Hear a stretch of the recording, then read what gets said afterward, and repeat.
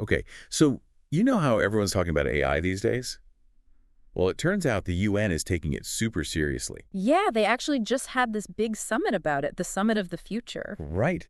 And let me tell you, these documents they put out are a lot. Thankfully, we have an expert to help break it all Oh, down. you see, the UN is really trying to get out in front of this. Which makes sense, right? I mean, this feels like a big deal. It is a big deal. And unlike with climate change, where they kind of had to play catch up for decades, with AI, they're trying to set some global standards before things get out of hand. Okay, so like setting the rules before the game starts. Exactly. Smart. So what are we talking about here? What are these like big takeaways from all these reports? So, two major things came out of this summit. One is this thing called the Global Digital Compact, and the other is the Declaration on Future Generations. Okay, those sound important. They are. So, the compact is all about the principles for a good digital future, like making sure technology helps people, not the other way around. Right, no one wants to live in some sci-fi dystopia. Exactly. And then the declaration, that one's focused on making sure the choices we make today with AI don't screw things up for the people who come after us. Thinking long-term, I like it. So big picture, it seems like the UN is saying, hey, this AI thing is a really big deal, potentially even bigger than the internet. Right. It could reshape how everything works. And speaking of reshaping things, I heard there were some pretty big names at this summit. Oh, yeah, for sure. Whoa, Well, the Google CEO was there, Sundar Pichai. interesting. Yeah, Google is putting a ton of money into AI, so it's not surprising they'd show up. Right. But he actually called for these global standards, even saying AI could be as impactful as the internet was. Which is a big deal coming from him, right? He's not exactly known for wanting more regulation. Totally. So why do you think that is? Like, is Google really that concerned about ethical AI, or is it more strategic than that? Well, probably a bit of both. It's smart for them to be seen as being on the right side of this. Yeah. If you're going to be a leader in AI, might as well be a leader in ethical AI, too. Exactly. But it's also in their best interest if everyone's playing by the same rules. Creates a more stable environment for them to do business in. Makes sense.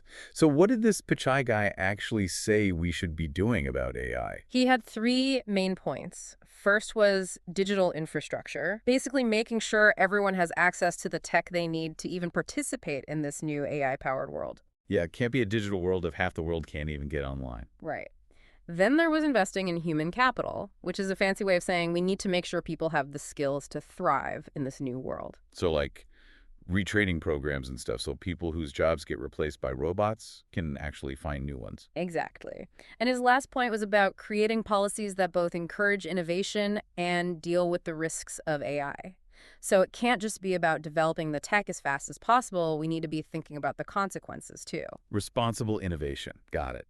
But all of this, I mean, getting everyone on the same page, building new infrastructure, retraining millions of people, that sounds like a massive undertaking. It is massive. Yeah. And frankly, it can feel a little overwhelming. Where do you even begin? Right. And how do you make sure that everyone actually benefits from this AI revolution? Because, I mean, let's be honest, technology doesn't always help everyone equally. That is a huge concern and Yeah. something the UN is very aware of. In fact, they specifically talked about this idea of making AI accessible to everyone. Okay, so what does that look like? How do you ensure that AI doesn't just end up benefiting the wealthy and powerful? Well, they emphasize a more inclusive approach. Okay, but like how? What does that actually mean? It means bringing more voices to the table, not just the tech companies and the governments, but also experts from different fields and critically young people. Ah, the ones who will actually have to live with the consequences of all these decisions the longest. Exactly. There's even a dedicated UN youth office now to make sure young people have a say in shaping this AI-powered future. I like it.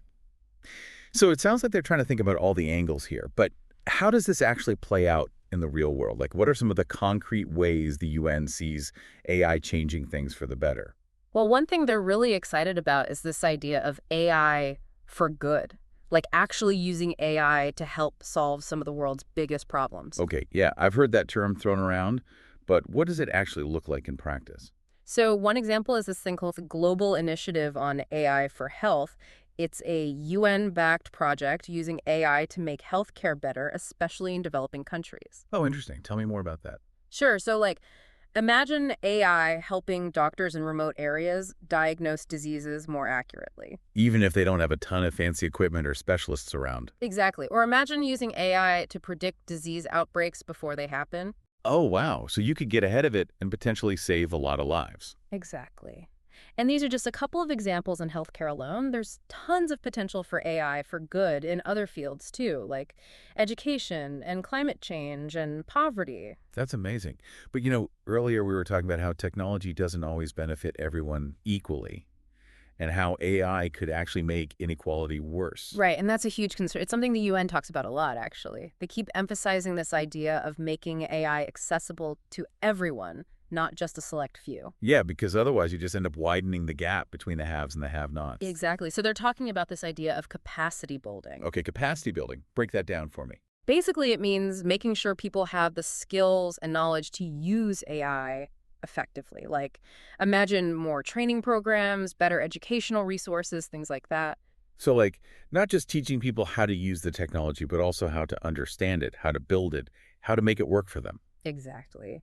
And it's not just about individuals either. It's also about strengthening institutions and infrastructure, especially in developing countries. Because you can't exactly have cutting-edge AI without reliable electricity and internet access. Exactly. And then there's the whole issue of technology transfer, Hmm. which is a fancy way of saying that we need to make sure that AI knowledge and resources are shared more equally around the world. So not just hoarding all the good stuff in Silicon Valley. Right. It's about making sure that developing countries aren't left behind in this AI revolution.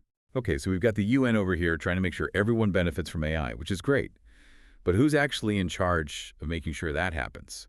Like, who governs AI on a global scale? That is the million-dollar question, and it's complicated.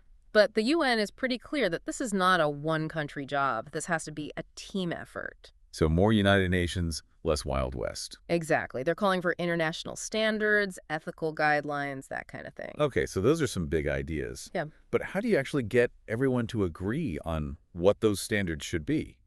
I mean, the world is kind of a messy place right now. Yeah, it's a huge challenge for sure. Trying to get every country on the same page about anything, let alone something as complex as AI. It's not going to be easy. So are there any signs that this is actually working? Like, are there any examples of countries coming together to deal with AI? Well, it's still early days, but there have been some positive developments. Like, for example, there's this thing called the Global Partnership on AI. Okay, tell me more about that. So it was launched back in 2020, and it brings together a bunch of countries from around the world, including some big players like the US and China, to try and figure out this whole responsible AI thing together. Okay, so that sounds promising. But let's be real, there has to be some pushback to all of this. Oh, absolutely. I mean, not everyone's thrilled about this whole global AI governance thing. Figured as much. So who are the naysayers and what are their big arguments against this? Well, some people think the UN is being way too idealistic. How so?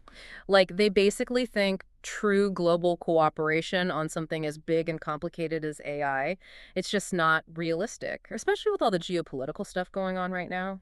Yeah, it's not like countries are known for always playing nicely together. Exactly. And then there's the whole issue of those powerful tech companies, the ones we were talking about earlier. Right, Google and all those guys. Yeah, they have their own interests and agendas, and they might not be so keen on global regulations that could potentially limit their power. So it's kind of a power struggle then. Uh-huh. The UN wanting to use AI for good and the tech companies, well, wanting to stay on top. In a nutshell, yeah. So where does that leave the rest of us, the people who aren't writing the algorithms or setting the policies? How does all this actually affect, like, our everyday lives?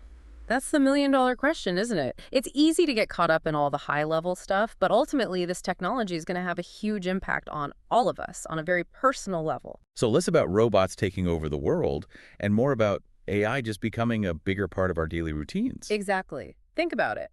Personalized education tailored to your learning style, AI-powered tools to help you manage your money, or even your health. Ooh, maybe an AI that can finally organize my inbox. Right. But on a more serious note, there's also the potential for job displacement as AI automates more and more tasks. Yeah, we're already seeing that happening in some industries. And it's only going to accelerate. So, yeah, it's both exciting and a little scary, right? Absolutely. Like, I'm all for having an AI assistant that makes my life easier, but not if it means I'm going to be out of a job.